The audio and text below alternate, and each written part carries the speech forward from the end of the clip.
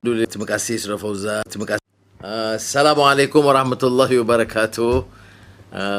Alhamdulillah nahmaduhu wa nusalli ala rasulihil karim. Thank you.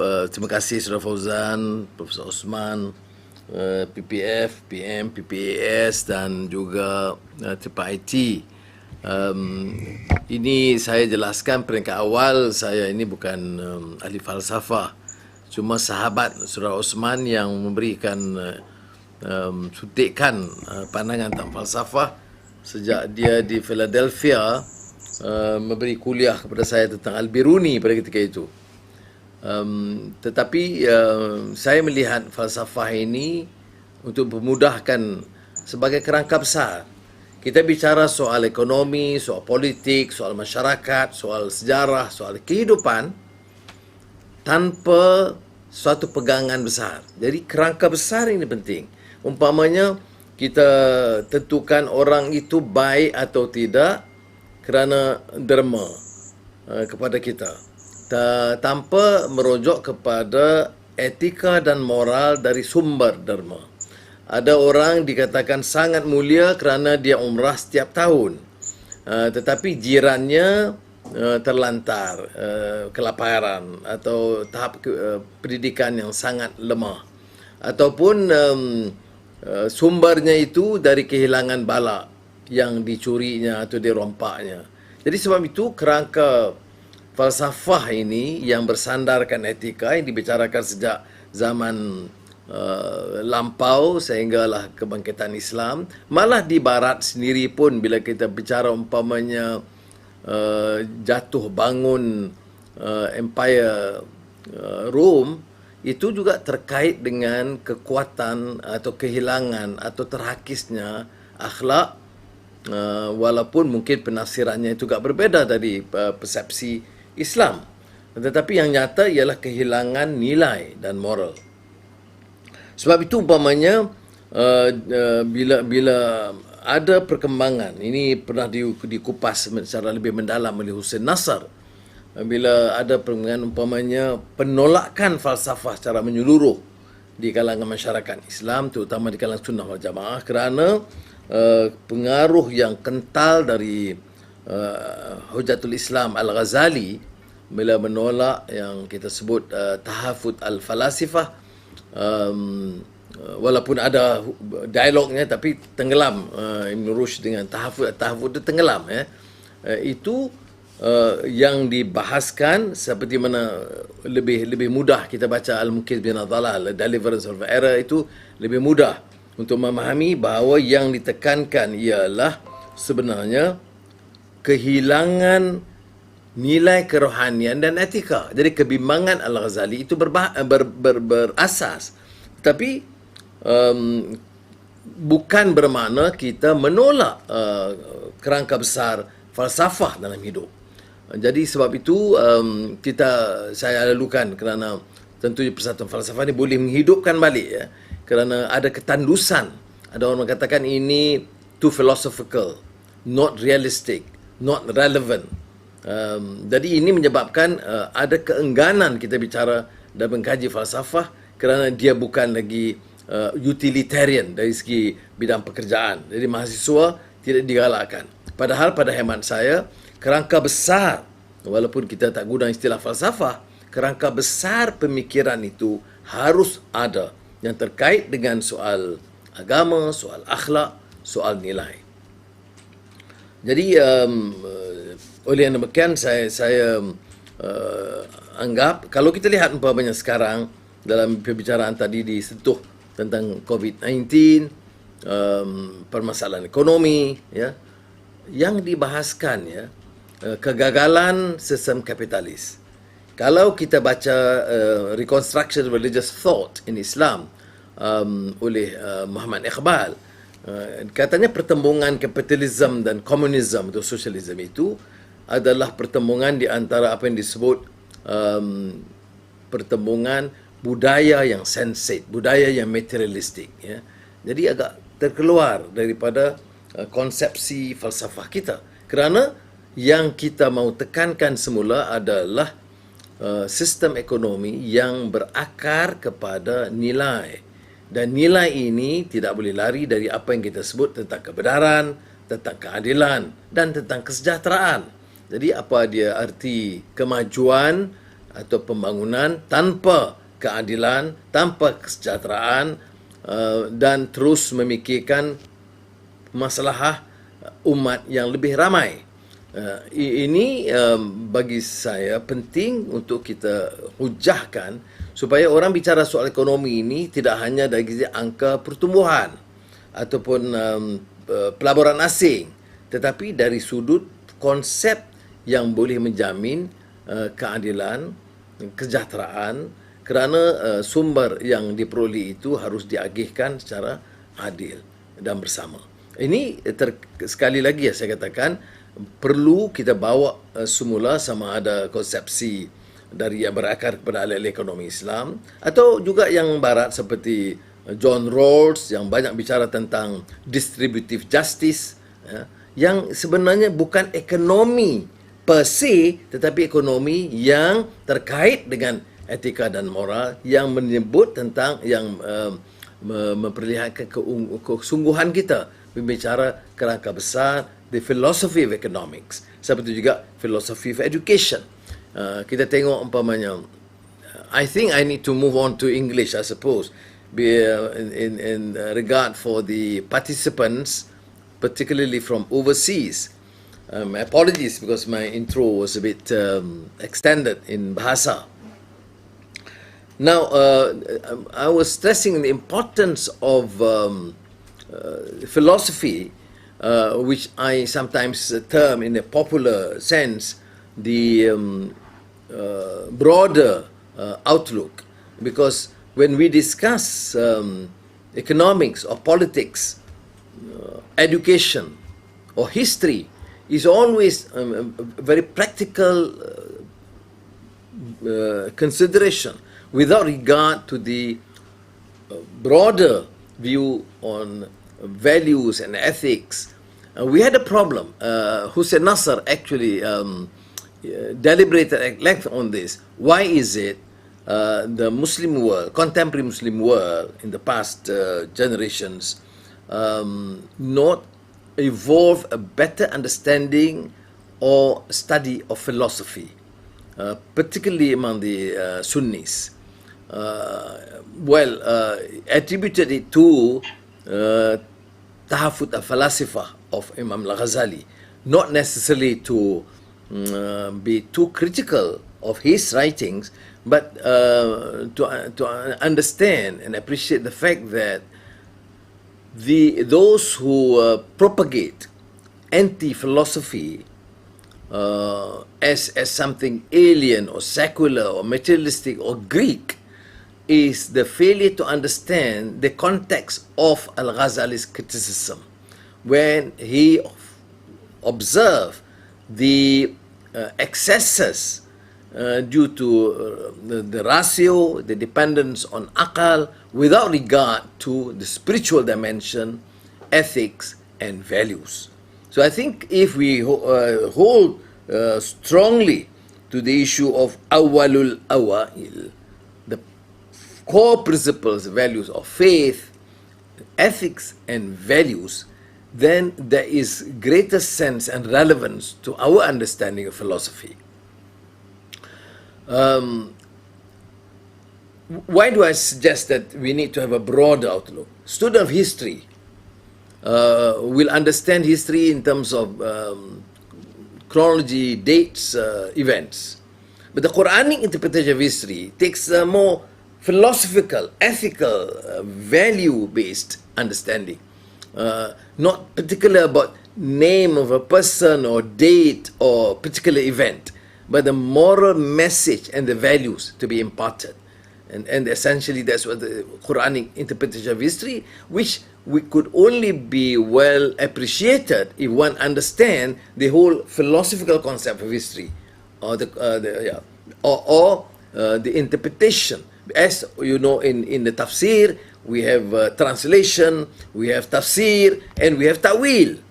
Precisely because without the understanding of history, of antecedents of history, of context and also the overall maqasid of the Sharia, or the entire maqasid of the understanding, we will not be able to grasp the and ta'wil and tafsir of the Quranic essence and message. And that to me is the relevance of philosophy, which need to be imparted as a popular subject. We may call it a Madani society, we may call it a civilized society, but essentially it is a broader understanding, a broader dimension. I alluded to the issue of economics, for example, the enormous debate, and now, of course, with Piketty talking about inequality. Essentially, this is a growth, a capitalistic model that disregard the issue of ethics, values, justice. Because what's justice? Justice is, of course, as Rawls put it, as fairness. But devoid of values, you disregard the importance of distributive justice, to quote again or paraphrase John Rawls. So to my mind, again, even understanding of economics, we must see the greater dimension. Piketty talks about inequality. We have been talking about it for generations. But when it comes to application or implementation of economic programs, is still purely capitalistic, materialistic approach without regard to the issue of ethics or morality. And some of our sheikhs will talk about morality in terms of, okay, no gambling, no riba, without this focus on the fact that distributive justice is a core principle in Islamic economics, which viewed from a broader philosophical framework. The other minor issues, and Osman is speaking after me, I'm not able to compete him in the subject. I can compete him on issue of governance and politics probably, but not philosophy. The issue of civilization, among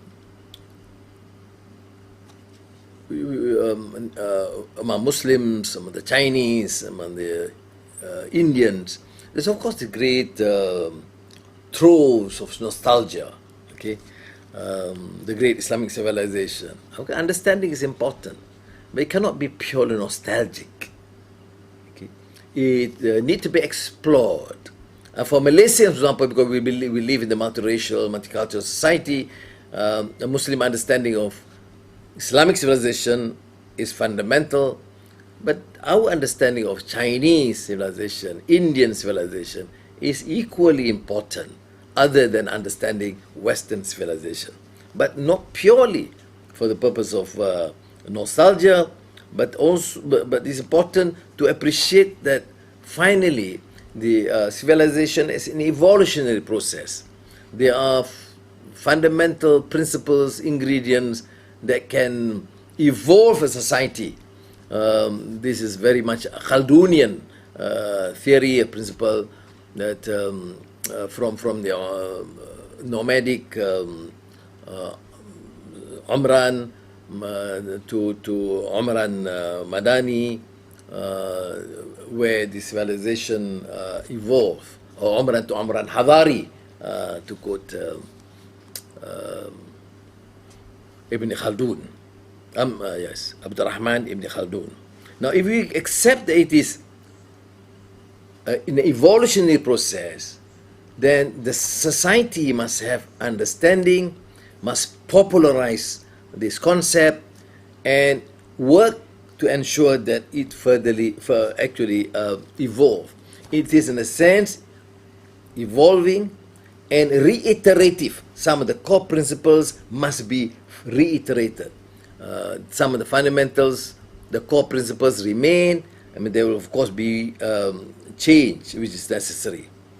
And I think we need to then appreciate the fact that academics must initiate this in a more aggressive manner. And I of course, I'm glad to learn that the society has been active. It's not really popular compared to economic society or some political parties, but viewed in the societal context, in civilizational context, this sort of academic endeavor to initiate, to encourage a better understanding, it is really critical to my mind. Now, I get back to, for example, issue of the broader framework of understanding, which is essentially philosophy. You know, and I want to bring back to the issue of economic because we are so engrossed with economic issues, particularly the period of the COVID-19 pandemic. But even in our schools and our universities, talking about Adam Smith, I'm always reminded them, look, Adam Smith writings is not only Wealth of Nations, of pure crude capitalism. I was reminded by Professor Thompson in one of our dialogues. Emma is, of course, the wife of Amartya Sen, who reminded me that even in Wealth of Nations, Adam Smith mentioned the word inequality 17 times. But we will not be able to understand the philosophical construct of Adam Smith without reading the theory of moral sentiments. And the theory of moral sentiments by Adam Smith is hardly read in universities. But that prepares, or at least forms, the core principles of his late economic outlook. Because theory of moral sentiments talk about the issue of justice, about morality, about no oppression, which must be highlighted. Otherwise, is somewhat condoned. So that is why we bring back to the issue of philosophy with ethics and values, and more so as Muslims. If you look at the Islamic groundwork, when you talk about governance and political system, economics, or even understanding of our own history, the core principles of ethics and values cannot be discarded. So again, may I reiterate my strong admiration for those of you who probably takes a minority position in this country, in Muslim societies, insisting in talking, deliberating on issue of philosophy, humanity, in the period when people are motivated by greed, by power, as you see what's happening in this country, when you feel that you're going to lose power, when you don't have enough members of parliament to support you, then you start asking for emergency rule. Ridiculous, unfortunate, but why? Again, this is politics devoid of ethics and morality. This is politics devoid of any understanding of the philosophy of growth, philosophy development, or what governance entails. May Allah give us a strength and pray for us. We are now in Malaysia in very, very critical time, particularly in terms of the issue of governance, and inshallah truth and justice will ultimately prevail. Thank you again to colleagues who has taken this initiative, and I must say that I'm quite impressed by the numbers of the more impractical guys who realize that philosophy, humanity must be well understood in the world where materialism and the need of today becomes more prominent and demanding. Thank you again. Wassalamualaikum warahmatullahi wabarakatuh. Waalaikumsalam warahmatullahi wabarakatuh. Thank you Yang Berhormat Dato'Seri Anwar Ibrahim for the opening speech just now. So ladies and gentlemen, we will continue the ceremony with a keynote address by Professor. for hikmah, maybe some you have questions Okay. on the chat. Maybe Dato'Seri going to answer at least 2 questions. Number 1 is from Brother Shamid on chat room. How to make the concept of maqasid substantive rather than mere slogans? This question from Shamid. And Nurul Balkis, what is the real definition of reform in your understanding, and is it compatible with Islam? In what sense? Thank you. First 2 questions.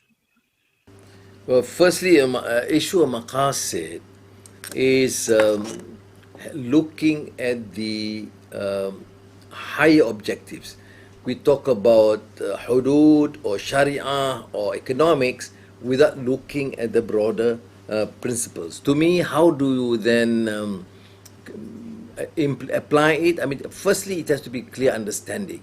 You see, the teaching of religion, teaching of economics, teaching of history need re-evaluation, precisely because we want to ensure that the maqasid, the ultimate objectives, are well understood. Look at the way the masses understand Islam.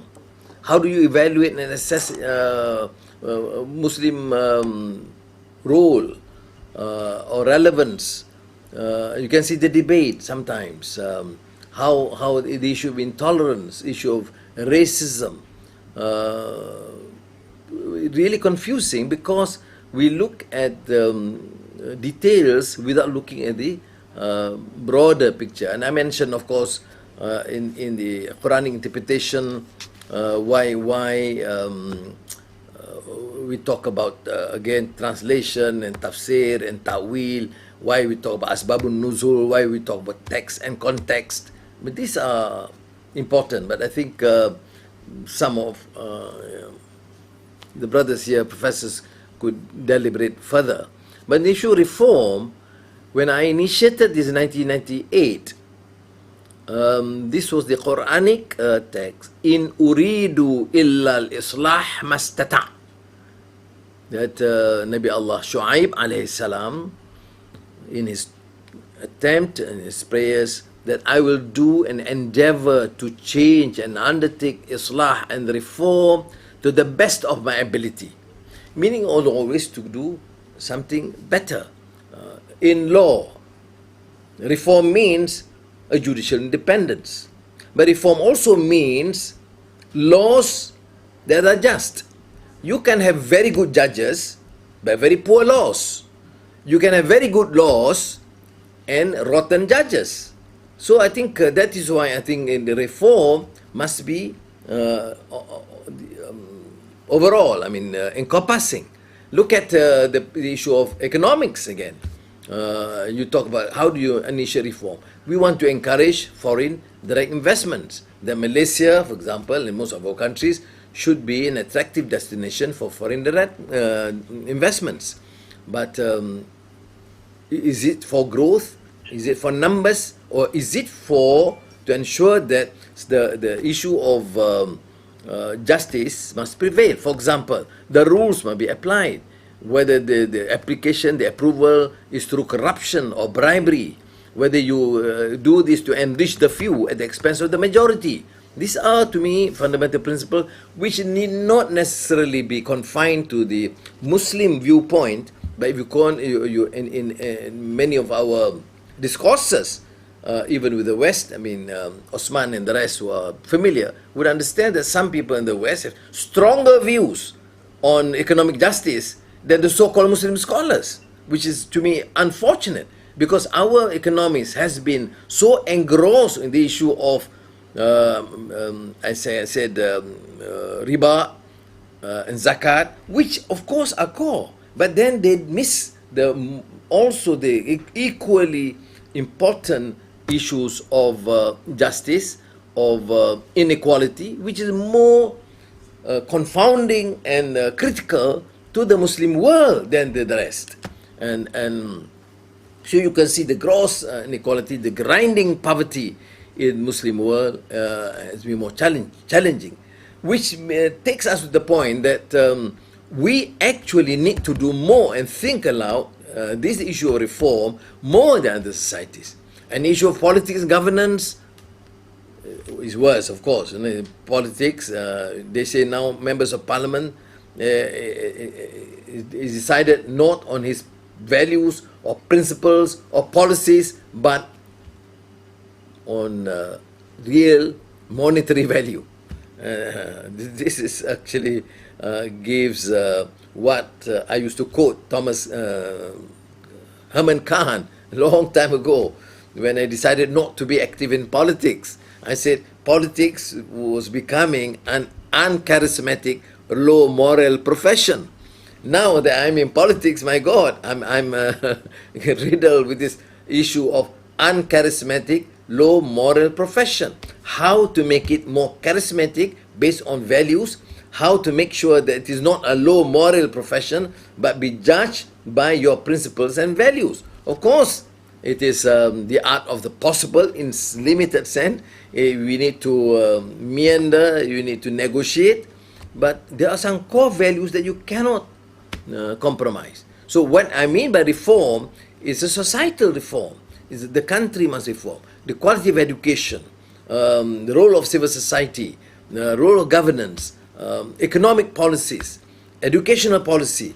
You must allow for this sort of reform in order to alleviate and enhance the capabilities of society. Terima kasih.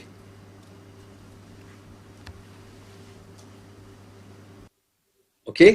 Okay, so Ibrahim from ISTAC actually. How do we inculcate the love of philosophy in a school when we do not have enough educators on the matter? Will it take a generation for this to happen?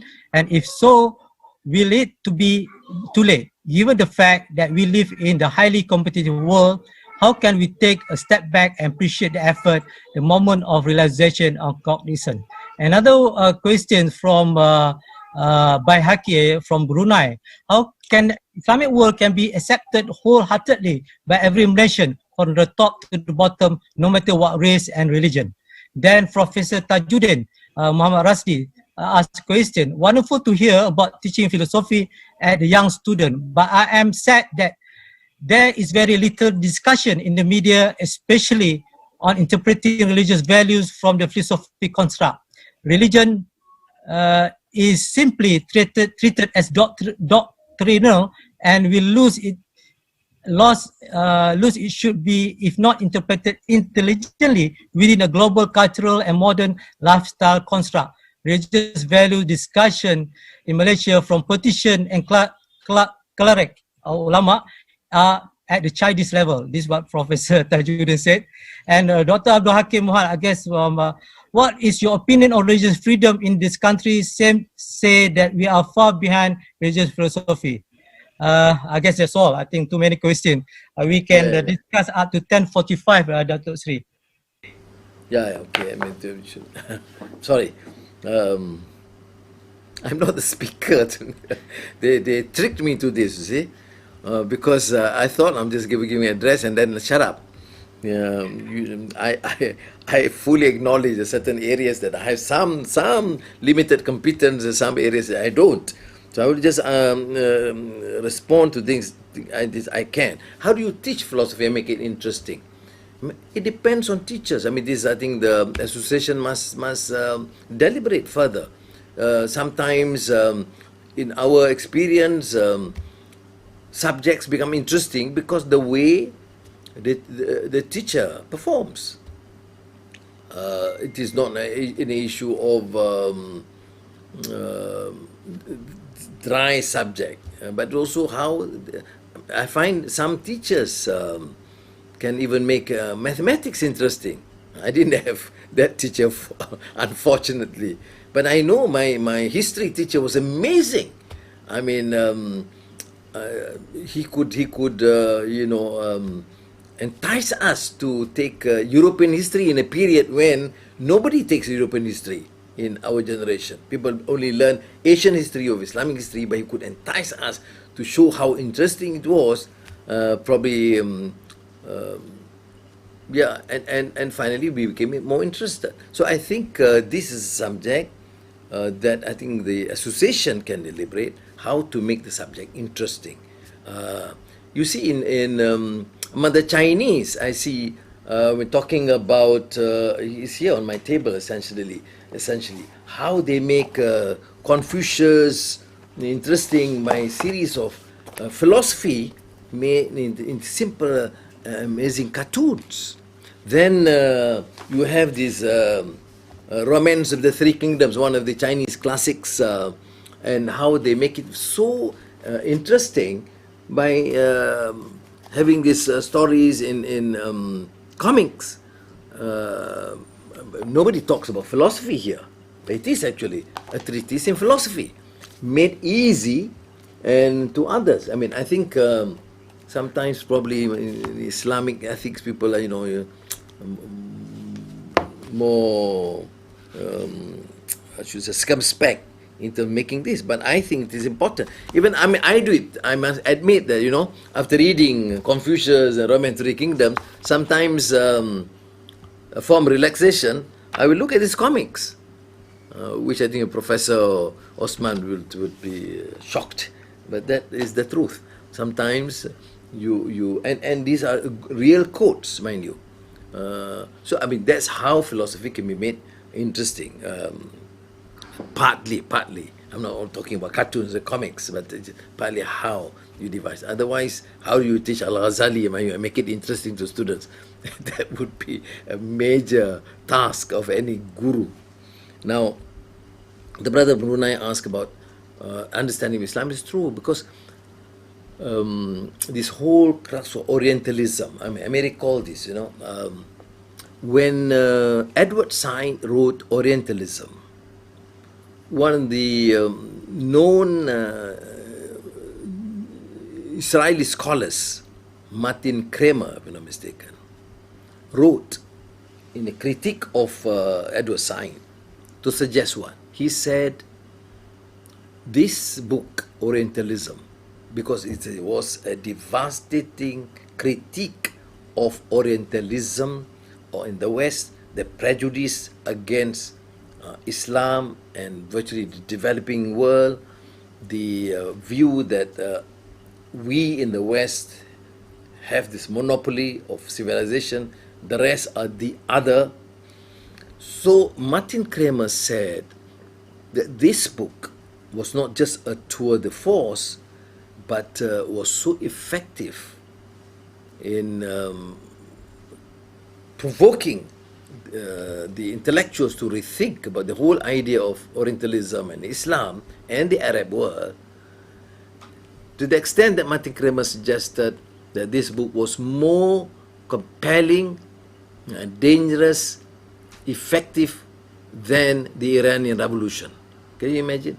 One book, Orientalism, according to this Jewish scholar, was more effective than the Iranian Revolution.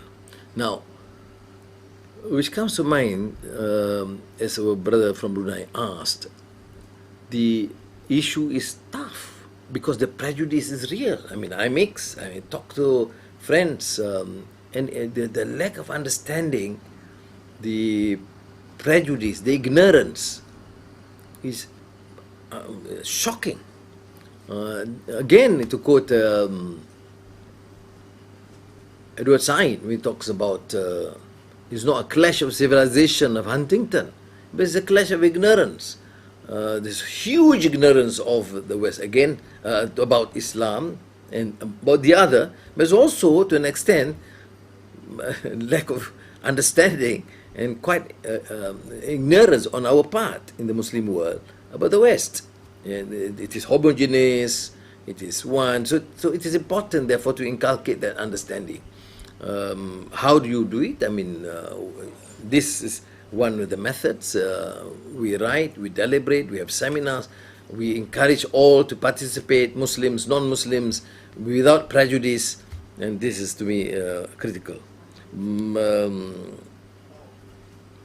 Brother Tajuddin, I think the issue of philosophy was not very clear, the question, but I think philosophy, how to encourage the further discourse, and how about the religious view, I'm not sure, but you mean to say that some of the clerics may not support this notion? I think, to my mind, leave the clerics alone. I mean, some of the traditional scholars, some at times have problems not only with this, the party, it's like party, in terms of how they view. They think that we are too liberal. What's so liberal? Also, because we are multiracial, how do you then work and in da'wah, in politics, in governance, without regard to the presence of non-Malays and non-Muslims in this country? Or, for that matter, how do you talk about a global order without regard for the Chinese or the Arabs or the Indians or the Americans or the Europeans? So how do you then encourage this sort of discourse? I think, Professor Tajuddin, you realize that it also begins with our understanding. Our students have also the need to understand the other. Because when I was, having some relation with the IIU, then I suggested that we always condemn or criticize the West for not having enough effort to objectively understand and study Islam. See, why can't we also have a course or some disciplines to encourage our students to study the West or the Chinese civilization or the Indian civilization? Then it would be morally acceptable for us to then be more critical. And when we study Chinese civilization and let the Chinese articulate their own views, it's not just from our point of view and the prejudice against them. That I did encourage in our universities to undertake this. Then in our dialogue with the West, we say, look, at least we have this effort done. Dr. Hakim, I'm sorry, regarding religious freedom. Well, there is, compared to many societies, we have religious freedom, but I think it is quite a challenge here. You have seen from time to time incidents against churches or Hindu temples. If they have been constructed according to the laws and the rules established in this country, we must give them the protection and the respect. There was an incident in the old government in the state of Selangor where when they demolished a 100-year-old temple, and then I took a stand that that's wrong, that was wrong, and you need to allow them to install. Of course, many complain and say, look, not in India. Hindu fanatics have done so much harm to Muslims, including the Babri Mosque. I said Muslims should not counter by equally giving an unjust treatment.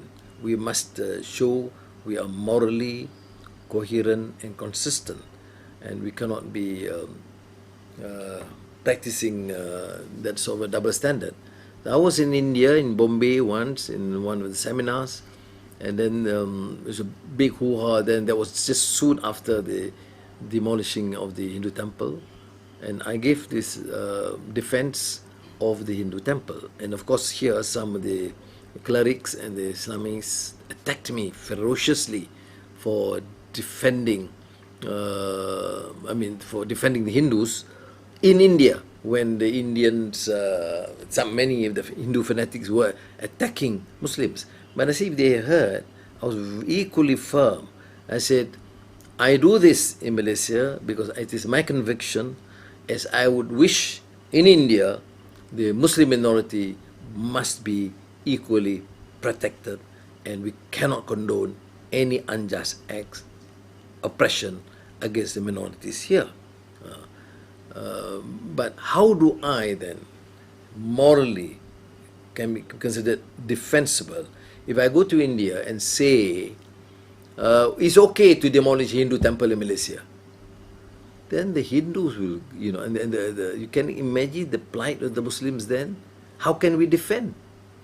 I don't mind the Hindu temple to be demolished because we are the majority. Islam is the religion of the federation. What happens to the Hindus in India? But precisely because I stood firm that this is a Malaysia, Islam is a religion of the federation, we must recognize that. These have been contract and clearly constitutional guarantee the role of Islam, the Malay rulers, BACA, and also special Malay privileges. But at the same time, the constitutional protection for the right of the non-Muslims must be there and must be honored. And they are citizens of our country, and they must be. I mean, I have lost a lot of some support in the rural heartland among the Muslims because they say that I'm too tolerant of the non-Muslims and too liberal. I don't understand that, because to me, I have great confidence in this value of Islam. I feel that as a Muslim, I need to try my level best, as I said, islah mastata, to show that Muslims are just not cruel, not oppressive. And I think this is the best effort to portray the teachings of the religion. But of course, it's very, very challenging because a religion, culture, race, language can be very emotive. People will disregard religion, disregard this. Tribalism, I mean, it has been throughout Muslim history, despite the fact that Islam has promoted strongly against tribalism, asabiyah, but still it has always been a major challenge for us to continue to uplift. Again, finally, I must say the relevance of philosophy in this context, the relevance of maqasid, the relevance of viewing a broader framework, what Islam is, what society is, what life is all about. I wanted to initially to mention one great Malay Indonesian scholar, Haji Abdul Malik Karim Amrullah Hamka, who tried to popularize the word falsafah, philosophy, and by writing series of books, including what we consider Falsafah Hidup, and make it very easy, simple explanations to popularize the word falsafah and the value of philosophy in our life.